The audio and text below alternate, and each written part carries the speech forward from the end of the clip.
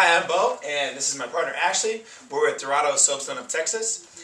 Recently, we asked some of our clients to submit some of their questions about soapstone to our website, and so today we are going to answer some of your questions. Okay, the first question we received was from Tyra in Houston, and she writes, I've seen a lot on the internet about dry wax. Do you recommend that or the oil? Actually, both of them serve very similar purposes, and they're not really that different. Both of them aesthetically are going to do the exact same thing. They're going to darken the soapstone, and functionally as well, they're going to kind of cure the stone, give it that dark look. The real difference between the two products is that the mineral oil, as a liquid, it's going to evaporate out a lot faster. So you're going to end up having to do it more frequently, and this is right at the beginning. But at the beginning, you're going to have to do it maybe 7 or 8 times. Where with the wax, you may only have to apply it 1 or 2 times to your countertop before that cure is really set in and you get that dark color. Okay, sounds good. The next question is Karen from Irving, Texas, and she asks, my fabricator told me to go with honed black granite instead of soapstone because it's a cheaper option. What are your thoughts on that? Well, black honed granite typically is cheaper. It's quite a bit cheaper than soapstone. And it's a decent product. Your real difference is that you can't quite have your cake and eat it too with that stone, and that's to say that granite will stain, and a lot of the darker granites will etch. So a lot of your alkalides and things that are highly acidic, like lemons or vinegar, will etch the stone, which basically kind of just gives it this colory off-white look. And if you have a honed granite, you're not really offering the same protection to it.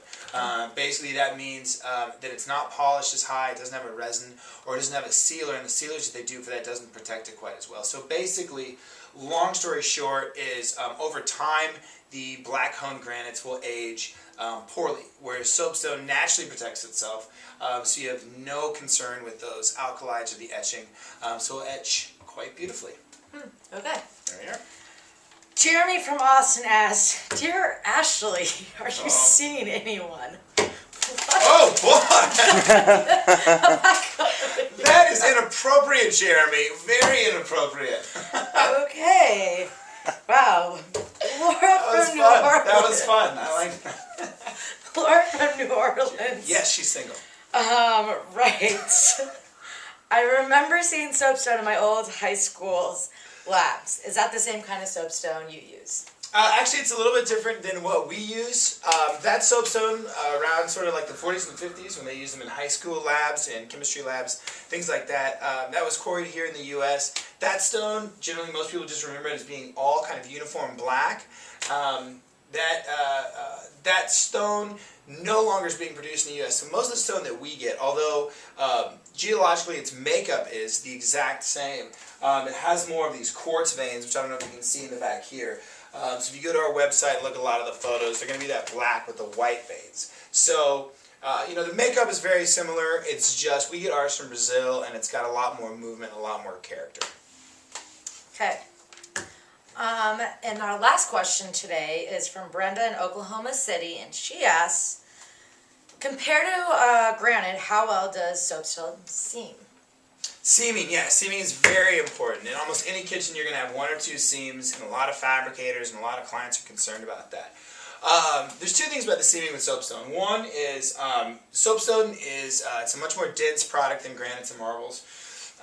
There's no air pockets in it, which what that really ends up meaning is that as they're cutting, as the fabricator cuts it, you're not going to have as much chipping in it. It's going to have a much more smoother, straight edge. So when you bring the 2 stones together, it's going to have a much more of a tight seam. There's going to be no gaps there, no breakage. And also, additionally, with the application of the mineral oil, what's really fun about soapstone is when you use the mineral oil and darken it, you're really going to pretty much kind of wipe that seam invisible. If you use, a black or a really dark adhesive for the seam with the mineral oil, it's going to pretty much render it almost invisible. You still might see it, but really only if you get close. Will you be able to feel it then? No, you should not be able to feel it. No, not at all. If a fabricator is a good fabricator, he'll be able to bring those 2 really close together, sand that down, and basically you can do a blind test, and you should not be able to feel that. Okay. Well, that's all I have. Well, good. Well, I hope that this has been informative and we've answered most of your questions.